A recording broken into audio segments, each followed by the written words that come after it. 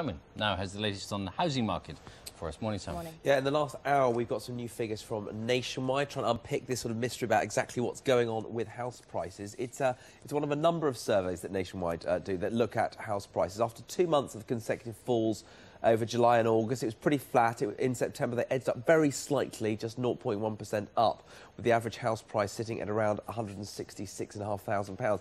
Interesting, though, it also issued a 3-month average figure. That's seen as a much better guide as to what the underlying trend is. Now, this 3-month rate of change was negative for the first time since May 2009, suggesting falling prices. Also this week, official figures showed that the number of mortgage approvals granted in August fell for the 4th month in a row, slipping to their lowest level since February, whilst a number of other bodies are predicting that house prices could have even further to fall over 2010. Well, from what, let's speak to housing expert Henry Pryor. Good morning, Henry. Morning, Suzanne. What's going on out there?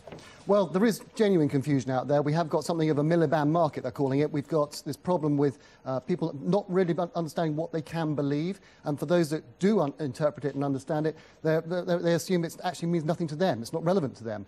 We've got prices historically now looking up and above where they were 12 months ago. But the trends for all these indices, by and large, is a gradual slope down. So we've had a spike up from the sort of lows that we saw in the crisis, but that trend is beginning to turn. Why is that? Is this all about lending? What's going on? There are several factors inevitably in here, and we must remember, of course, that all these national indices are a useful indicator for all of us, but they don't talk about house prices in each individual town and village.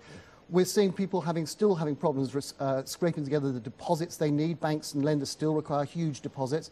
And still, there are an awful lot of people who can't actually get a mortgage. They don't qualify for it. And that's one of the big things that's a big break on the housing market and on transactions. If you want to get a good deal on a mortgage, you're having to come up with, I've looked at some of the comparison tables, you're having to come up with 20 or 30% of the outstanding amount. Now, that means that this is a market which is effectively operating without first-time buyers.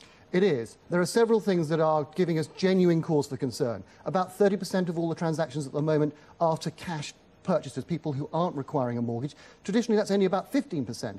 We're also saying, as a result of the FSA's inquiry and investigation into mortgages at the moment, that there are still 43% in the first quarter of this year that were the so-called self-certified mortgages, these what were known as, or colloquially called, liar loans. Now, but I thought those were effectively dead, those mortgages. Well, and so they should be. But 43% of all mortgages, if the FSA were to carry on with this and go through with this and ban them, removing that sector of the market would have devastating implications for the housing market, and we'd be talking about raising money for estate agents because they are going to be going out of business. We're short on time. Percentage-wise, how far do we go from here? Down? Most people are talking about between 7 and 10% down over the next 14 months. Some people are actually talking about it could be as bad as 20%. OK, Henry, wow. OK, thanks very much indeed for that. Back to you two. OK, thank you, Simon.